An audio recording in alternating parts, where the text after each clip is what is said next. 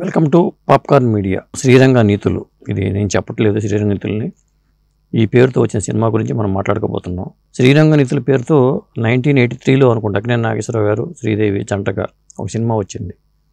అప్పట్లో అది musical hit అని చెప్పొచ్చు. తాజాగా లేటెస్ట్గా యువ హీరోలతో వచ్చిన సినిమాగా శ్రీరంగ నీతుల్లోని సినిమా అని చెప్పాలి.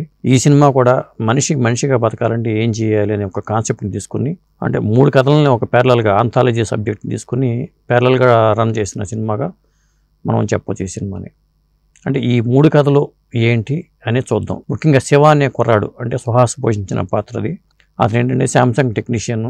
అతను ఏంటంటే ఒక బస్తీలో, అంబర్పేట లాంటి ఒక బస్తీలో ఉంటూ, ఇప్పుడు ఏంటంటే బస్తీలో ఉండే కుర్రవాళ్ళకి ఏంటంటే తానే ఎలివేట్ అవ్వాలి, తాను ఒక లీడర్ని అని చూపించుకున్న తాపత్రయం ఉంటుంది.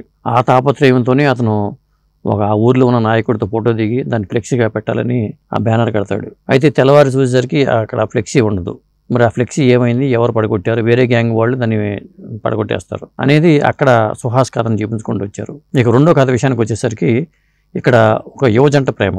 ఆ యువజంట ఏంటంటే ఎందు రోహాని శర్మ పోషించిన పాత్ర, అలాగే వరుణ్ అనే పాత్రను విరాజ్ అశ్విన్ పోషించాడు. మనకి బేబీతో అతను మంచి పేరు తెచ్చుకున్నాడు విరాజ్ అశ్విన్. ఈ యువజంట మధ్యన లవ్ ట్రాక్. తను ప్రేమించుకున్నప్పుడు ఇంట్లో చెప్పకపోతే ఏం జరుగుతుంది, మరి ఇంట్లో చెప్పాలి కదా, ధైర్యం ఉండాలి కదా, అది వాళ్ళు ధైర్యంగా చెప్పలేరు. ఇంకోటి ఏంటంటే ఆ అమ్మాయికి పెళ్లి సంబంధాలు చూస్తూ ఉంటారు. ఈలోగా ప్రెగ్నెన్సీ వచ్చిందని అనిపిస్తుంది. దాంతో ఈ కథ ఏమైంది, ఎలాంటి మలుపు తిరిగింది, ఆ జంట ఒక్కటేయారా లేదా అనేది రెండో కథ. ఇక మూడో పాత్ర వచ్చేసరికి అతను కార్తీక్ రత్నం. అతని పేరు కూడా కార్తీకే. అతను ఏంటంటే లైఫ్లో ఎదగలేకపోవడంతో వ్యసనాలకు బానిస అయ్యే పాత్ర. మరి వ్యసనాలకు బానిస అయ్యాడంటే గంజాయి లేకపోతే ఇలాంటివి ఉంటాయి కాబట్టి అతను గంజాయి మొక్కలు పెంచడం స్టార్ట్ చేస్తాడు. అయితే అనుకోని పరిస్థితుల్లో వాళ్ళ తమ్ముడు ఈ గంజాయి మొక్కలతో ఫోటో దిగి దాన్ని సోషల్ మీడియాలో పోస్ట్ చేయడంతో అది కథ పోలీసుల దాకా వెళ్తుంది.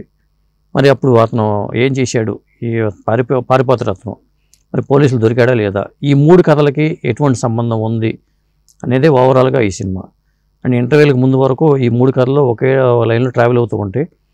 సంబంధం లేకపోతే సినిమా రాదు కాబట్టి ఎక్కడ లింక్ అయింది, ఈ 3 కథలకు ఉన్న లింక్ ఏంటి అనేది ప్రధాన అంశంగా మనం తీసుకోవచ్చు. ఇక డైలాగుల పరంగా కానీ లేకపోతే కామెడీ పరంగా కానీ ఆకట్టుకునే సన్నివేశాలు అయితే సినిమాలో చాలా ఉన్నాయి.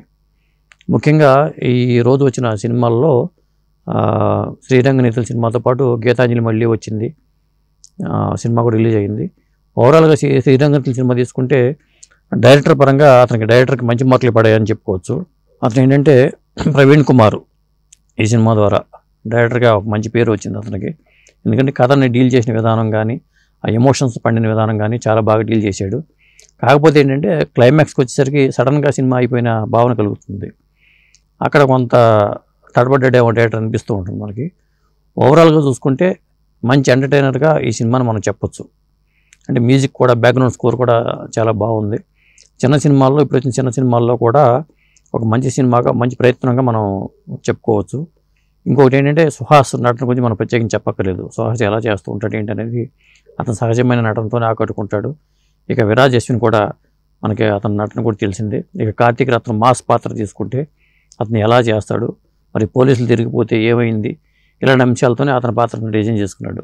అంటే ఈ 3 కథలు ప్యారలల్గా ట్రావెల్ అవుతూ ఉంటాయి. చివరికి ఎలాంటి కంక్లూజన్ వచ్చింది అనేది ఈ శ్రీరంగ నీతుల్లోని కథాంశం. మరి ఇందులో నీతులు చెప్పారా, బూతులు చెప్పారా అనేది సినిమా చూస్తే కానీ మనకు అర్థం కాదు.